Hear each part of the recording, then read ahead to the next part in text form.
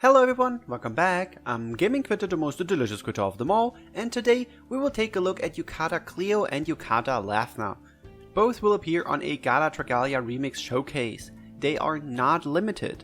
Also on the banner is Gala Notte, who is an extremely good Gala unit and a really good pickup if you haven't gotten her yet.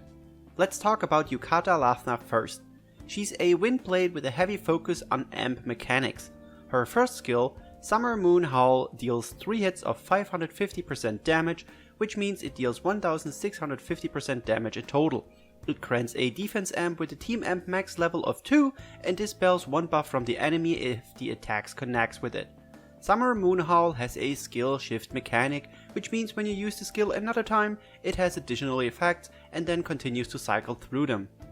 Phase 2 deals 575% damage per hit, totaling in 1722% damage. It also reduces the target's strength by 10% for 10 seconds.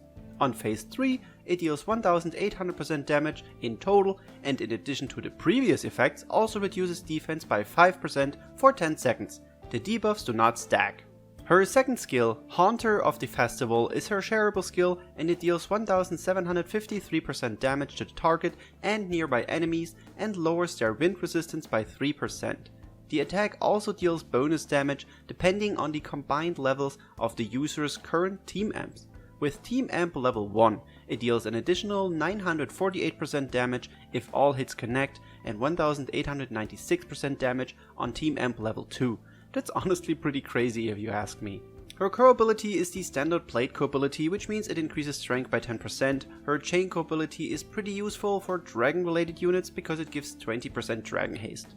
Her first ability increases damage to enemies with reduced strength by 20%, meaning her second skill hits even harder if you use it after her first one.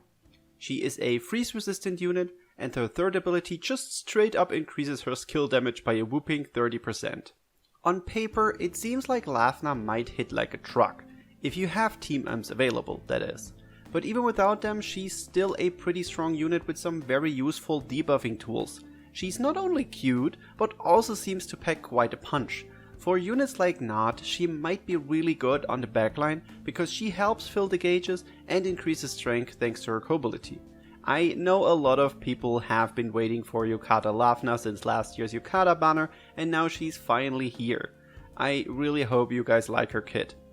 And oh, by the way, side note, she actually transforms into whatever dragon she has equipped it seems, and not into Nyala Totap. It kinda fits with how the story goes in the current event, but I don't want to spoil things for you. Before we talk about Yukata Cleo, if you end up enjoying this video and you haven't subscribed yet, please do so once you're done watching. It helps the channel and also makes me happy. Thanks! Let's talk about Yukata Cleo now. She's a fire wand and once again a support unit.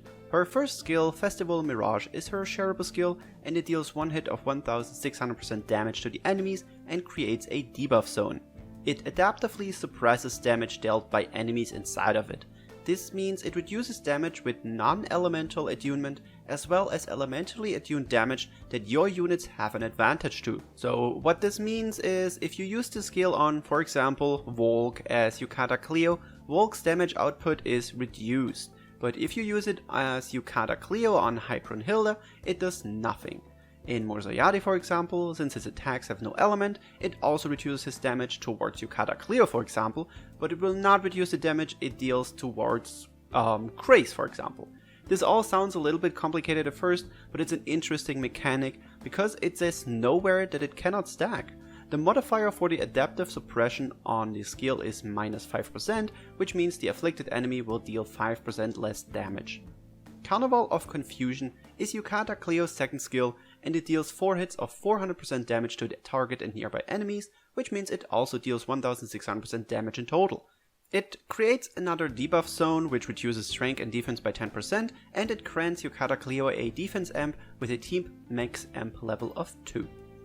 Her core ability is the standard wand core ability which increases skill damage by 15% and her chain core ability gives a 6% wind resistance buff when the unit's HP is at 80% or higher.